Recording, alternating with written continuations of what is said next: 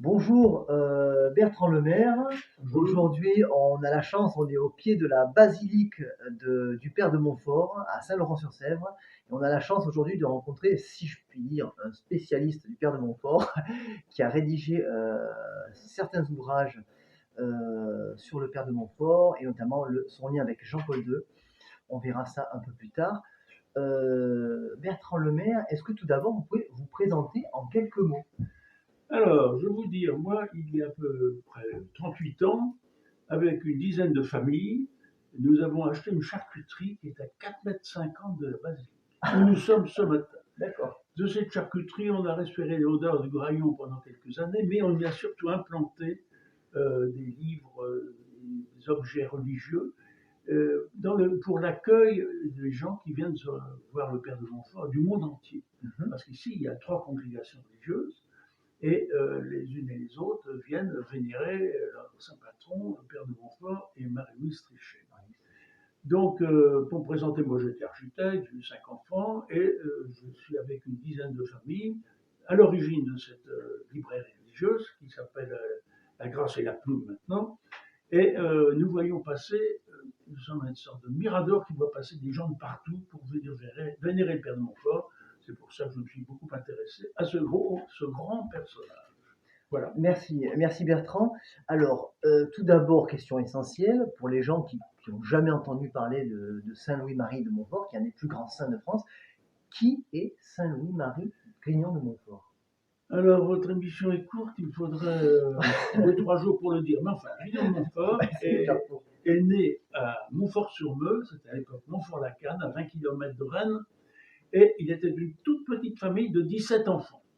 Bon, alors, sa caractéristique, c'est qu'il a donc été un des membres de cette famille, mais il a voulu on a inscrit sur son tombeau Dieu seul, et pour lui, sa famille, il a dit, ma famille, c'est Jésus-Christ.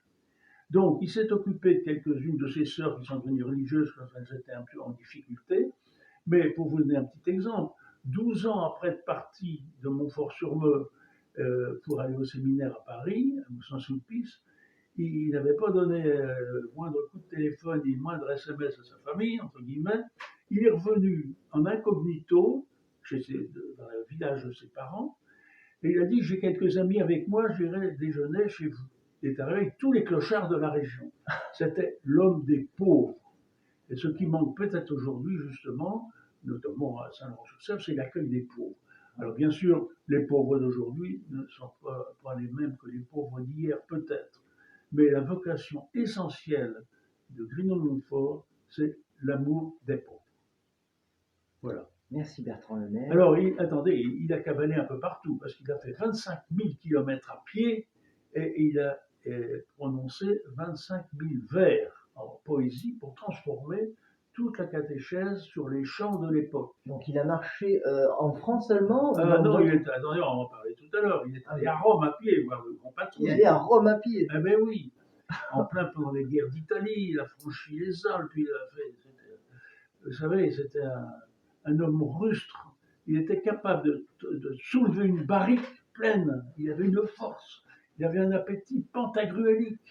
C'était une force de la nature. Et heureusement que la Providence l'a pris entre les mains, sinon ça aurait été le pire des truands. Il avait une force, une énergie, mais entièrement canalisée vers Jésus-Christ. D'accord. Alors justement, vous avez été voir sa tombe tout à l'heure, il y a marqué Jésus, tout à Jésus, par Marie. Mais pour lui, l'essentiel, c'est Jésus.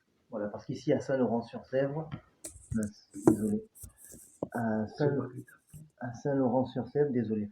À Saint-Laurent-sur-Sèvre, en fait, on est à côté de la basilique et il y a le grand tombeau du Père de Montfort, où notamment il y a Jean. Dieu seul. Dieu seul. Oui.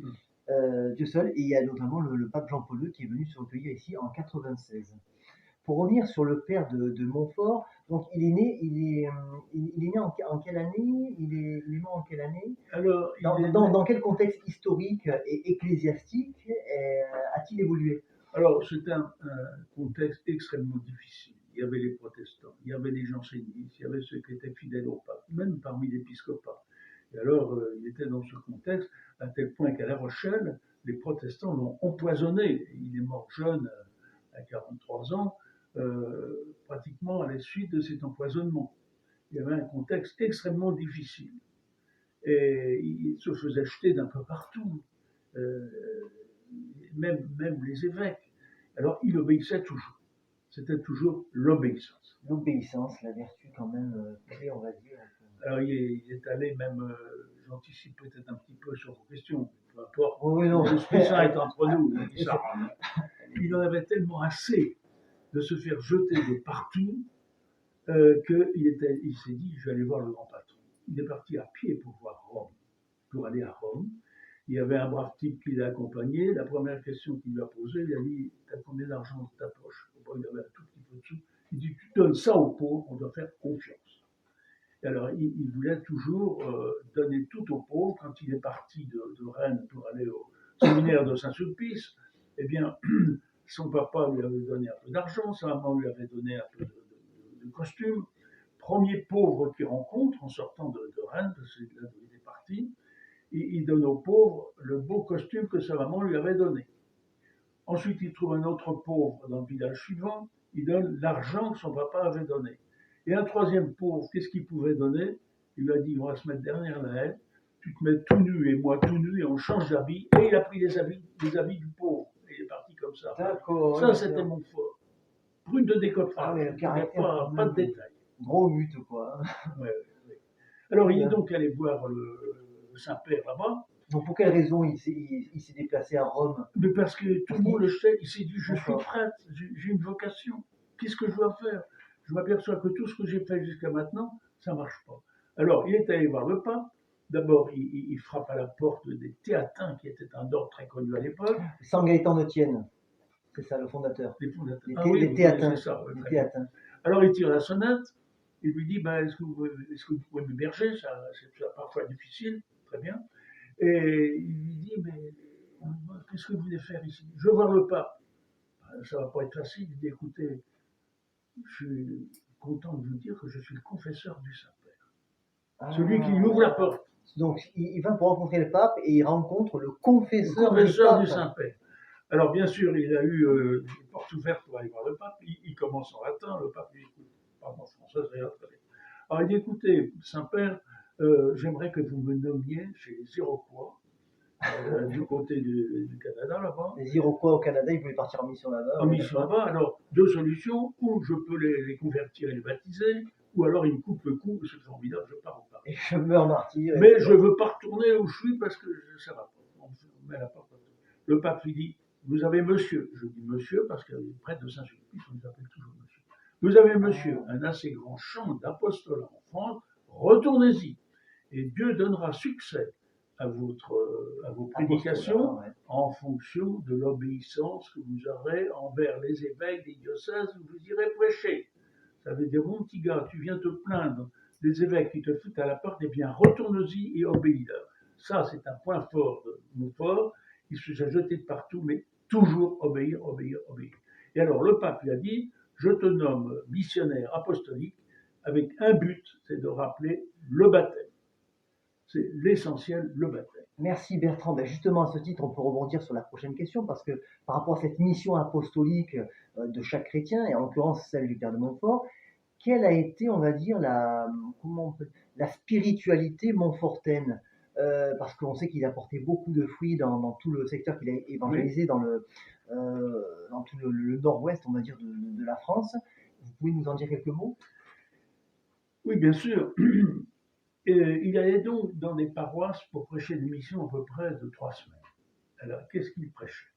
Il écrit dans le traité de la vraie dévotion, Marie, elle est moins qu'un atome. Elle n'est rien du tout, elle n'est qu'une créature.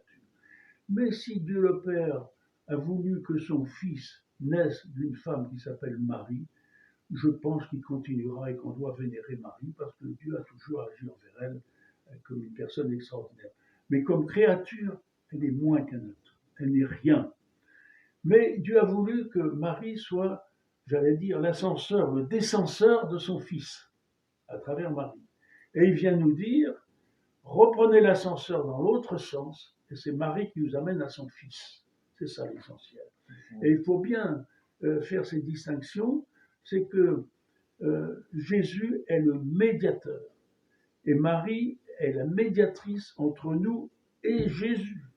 Et c'est Jésus qui est le seul médiateur envers le Père. Il faut bien faire cette distinction. Marie qui est co-rédemptrice, et donc le Père de Montfort insiste sur ce point clé. Oui, mais co-rédemptrice entre nous et Jésus. C'est Jésus qui est le seul rédempteur. Et je crois que Rome vient de publier une note pour remettre au point la place de Marie. Marie, c'est l'ascenseur entre nous et Jésus. Ouais. C'est Jésus qui est le seul rédempteur entre lui, le Fils envoyé sur terre, et le Père. Per ipsum et cum ipso et in ipso, par lui, avec lui et en lui, à toi, Dieu le Père. Donc on peut dire que c'est une spiritualité plutôt axée quand même sur la médiation oui. à travers oui. la Vierge Marie en fait. Ah bien sûr. Parce que c'est il est connu pour être un des plus grands saints mariages, je crois. Au même titre que d'autres saints, je crois, Saint Bernard ou Saint Alphonse de Liguori, mais le Père de Montfort est vraiment connu pour le grand saint mariage, si je puis dire. À vous prêchez un converti. Alors oui. On est d'accord. Donc, pour aller à Jésus, il s'est marié. À Jésus par Marie. C'est pour ça que nous, on est beaucoup plus en relation avec Jésus qui a été homme. Bon, eh bien, c'est la Sainte Vierge qui est l'ascenseur. Et Montfort, il dit, prenez cet ascenseur, c'est le seul possible pour aller à Jésus. Et Jésus, ensuite, apportera au Père. Il a écrit beaucoup d'ouvrages aussi, je crois. Oui, il a écrit L'amour de la sagesse éternelle.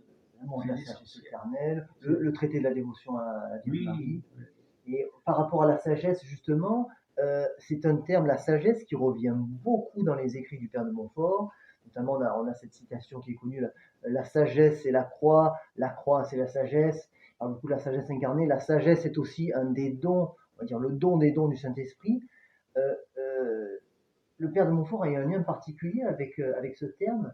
Qu'est-ce que ça représente pour lui, la sagesse? La sagesse, c'est Jésus. La sagesse éternelle, c'est Jésus. Pour lui, au lieu de dire Jésus, il dit la sagesse incarnée. Parce que Jésus est la sagesse. Donc, il ne faut pas chercher plus loin. La sagesse, c'est Jésus. Toute la pédagogie de Montfort, c'est la sagesse et la croix. La sagesse a terminé sur la croix. Il a voulu faire ça à Pontchâteau. Il a voulu reproduire un peu Jérusalem avec la croix. Et puis la veille de l'inauguration, le roi Louis XIV, par des intermédiaires, a dit « Vous allez démolir tout de suite ce qui s'est fait ». Ah oui, alors qu'est-ce qu'il a fait, Montfort? Il est parti à pied à Nantes, et puis il a été faire une retraite de 8 jours. Et il acceptait que tout se passe selon la volonté de Dieu. Mais Pontchâteau est maintenant quand même un lieu à connaître, très Montfortin. D'accord, très bien. Merci Bertrand pour ces éclairages. Je voulais avancer sur un fait important. Donc on a dit tout à l'heure que le pape Jean-Paul II était venu se recueillir auprès de la tombe de Montfort en 1996, il me semble. Je sais que vous avez rédigé certains ouvrages sur ce sujet-là qui vous tient à cœur, et vous aviez fait une conférence il n'y a pas si longtemps à ce sujet sur le lien entre Montfort et Jean-Paul II. Est-ce qu'on peut dire que le père de Montfort a inspiré Jean-Paul II, a été un saint qui a marqué son chemin? Écoutez, je me suis trouvé à Rome un jour à une grande réunion où le pape est intervenu. Et il a une réunion mariale. Et il a dit cette phrase, moi, qui m'a complètement bouleversé. Saint Louis-Marie Grillon de Montfort a été pour moi une figure de référence significative qui a illuminé les moments importants de ma vie. Connaissez-vous un pape qui ait pointé son index de façon aussi précise sur le saint qui a illuminé les moments importants de ma vie? Sachant que la vie de Jean-Paul II, ça a été le 3e pape le plus long, Saint-Pierre, ensuite il y a eu Pie IX, et ensuite Jean-Paul II. La vie de Jean-Paul II, ça a été le pape le plus long, 27 ans. Et il a le culot de dire, Montfort est celui qui a illuminé les moments importants de ma vie. Alors moi, quand j'ai entendu ça, je me suis dit, on ne peut pas laisser ça traîner, c'est pas possible. Et alors il est venu ici, de façon tout à fait étonnante. C'est un petit peu long pour expliquer, mais j'ai été un petit peu partie prenante, moi, de sa décision, en tapant sur la table, je veux aller à Saint-Laurent-sur-Seine, vénérer le Père de Montfort. Et on a rajouté une journée à son pèlerinage de 3 jours, il devait aller à Sainte-Anne-d'Auray, à Tours et à Reims pour le baptême de Clovis. Il a tapé sur la table, il a dit, je veux rajouter une journée, le 19 septembre, pour aller vénérer le père de Montfort. Et il a ajouté ici, c'est aujourd'hui, le 19 septembre 96, le 150e anniversaire de la Salette. Et la Salette, c'est les apôtres des derniers temps, et Montfort, dans son traité de la vraie dévotion, incite beaucoup sur les apôtres des derniers temps. Donc, c'est un voyage tout à fait prophétique qu'il a exercé ici. Il a été 2 heures, mais ça déterminait tout le cheminement futur de Saint-Laurent-sur-Seine. Et c'est tout ce qui s'étudie en ce moment entre un jumelage indispensable entre Jean-Paul II et Grignon de Montfort. Et j'ajoute juste la chose suivante, c'est que Grignon de Montfort, il a vécu il y a 300 ans, mais il a donc vécu de ce que l'Église avait mûri pendant jusqu'en 1700. Et Montfort, Jean-Paul II apporte les 300 ans qui viennent de se passer depuis Montfort sur le Vatican II, le dogme de l'Assomption, le dogme de l'Immaculée Conception. Donc le jumelage de ces deux personnages actualise totalement toute la dévotion mariale à travers Montfort et Jean-Paul II. Voilà. Merci Bertrand. Je pense aussi là, à la Légion de Marie, notamment le fondateur Damien Duff, qui aussi, il me semble, s'est beaucoup appuyé sur la spiritualité montfortaine pour fonder la Légion de Marie. Bon, je ne connais pas dans les détails, mais je sais que la Légion de Marie, moi j'en ai fait partie étant jeune, est très très attachée à Montfort. Il y a beaucoup de congrégations qui sont attachées à Montfort. Et justement, tout le dynamisme qui se crée en ce moment à Saint-Laurent-sur-Seine, c'est d'essayer de regrouper et de connaître et de rentrer en contact avec tous ces gens, toutes ces congrégations qui sont enracinées dans leur père de Montfort. Donc ceux qui vous écouteront, qui viennent ici. Nous écouterons, mais... et qui pourront venir ici voilà, on les accueillera à la librairie. Bertrand nous accueillera. Hier, Bertrand, c'était le 7 mai et on célébrait une sainte particulière. Ah, ouais. Donc je veux terminer sur ça parce que c'était la Providence. Hier, je suis arrivé à Saint-Laurent-sur-Sèvre et donc, alors, je vous laisse introduire la sainte qu'on a célébrée hier. Alors, je vous reprends.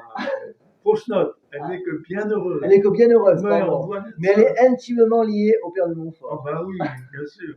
Si vous voulez, Marie-Louise Trichet. Marie-Louise Trichet. Marie-Louise Trichet, elle était de Poitiers, et un jour, elle va se confesser à ce prêtre qui était là, c'est l'original, et puis elle dit, ben, je vais faire quelque chose de ma vie.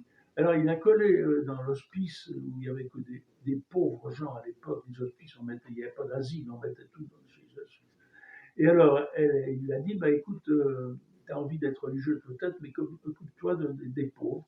Et pendant 10 ans, elle a été sans nouvelles. Et au bout de 10 ans, il est revenu, elle était toujours à s'occuper des pauvres. Et alors, Marie-Louise Trichet et Grignon de Montfort sont cofondateurs des Sœurs de la Sagesse, qui ont leur centre ici. D'accord. Les Sœurs de la Sagesse et les Pères Montfortins et les Frères de Saint-Gabriel, qui se réfèrent aussi à Montfort, sont implantés dans 30 pays dans le monde. C'est pour ça que Grignon de Montfort et Marie-Louise Trichet sont tous les deux très connus dans le monde. Et beaucoup de pèlerins viennent ici. Alors, on aimerait bien qu'elle soit sainte, qu'elle soit déclarée sainte, mais on ne croit pas. Hein. Il y a un procès de canonisation en cours pour Marie-Louise Trichet. Elle est bien heureuse, oui. D'accord, oui, d'accord. Elle est bien heureuse, donc le procès est bien engagé. C'est en cours. On peut prier pour qu'elle fasse des miracles. Avant de terminer sur un petit mot de la fin, vous avez quelques ouvrages, Bertrand, à nous présenter peut-être, que vous avez rédigés? Oui. Alors, j'ai ce livre-là. Donc, Saint Jean-Paul II et le père de Montfort. Je vous mettrai de toute façon en lien les ouvrages. Alors, j'en ai un autre qui s'appelle L'heure de Marie. L'heure de Marie. J'ai été étonné. Édition Pierre Tecky. Oui. J'ai été étonné que ce titre n'ait pas été pris, L'heure de Marie. Alors, je parle un petit peu que le fait que le père de Montfort et Jean-Paul II sonnent à toute volée l'heure de Marie dans le monde. Et en particulier chez nous ici. Il a besoin d'être rénové. D'accord. D'autres ouvrages, Bertrand? Alors ça, il date d'il y a 15 ans. Grignon de Montfort et Jean-Paul II, donc encore vraiment, je vois que c'est un thème qui vous est cher. Et puis là, la vie de Jean-Paul II, beaucoup plus détaillée. Donc ça, c'est aux éditions Clovis. C'est pas vous qui l'avez rédigé? Non, c'est pas moi. C'est Louis Lecrome, un livre que vous encouragez aussi sur la vie du père de Montfort. C'est un des meilleurs livres pour connaître tous les détails de la vie du père de Montfort. Aux éditions Clovis, donc vous pouvez trouver ça sur Internet aussi. Je vous mettrai un peu les liens en description de la vidéo. Merci beaucoup Bertrand, en tout cas pour cette entrevue, cet entretien du Père de Montfort. Et puis, il ne me reste plus qu'à vous souhaiter une bonne continuation, en tout cas, dans toutes les œuvres que vous avez accomplies ici à Saint-Laurent-sur-Sèvre, pour toujours mieux faire connaître le Père de Montfort. Alors, je vais vous dire, moi, je suis jeune depuis longtemps, mais j'ai un accord avec le ciel que je ne mourrai pas avant que le jumelage Jean-Paul II et Grillon-Montfort soit décrété par la conférence épiscopale française. Amen, alléluia. Amen, alléluia. Merci, les spectateurs. Je vous dis à bientôt. Au revoir. Merci Bertrand.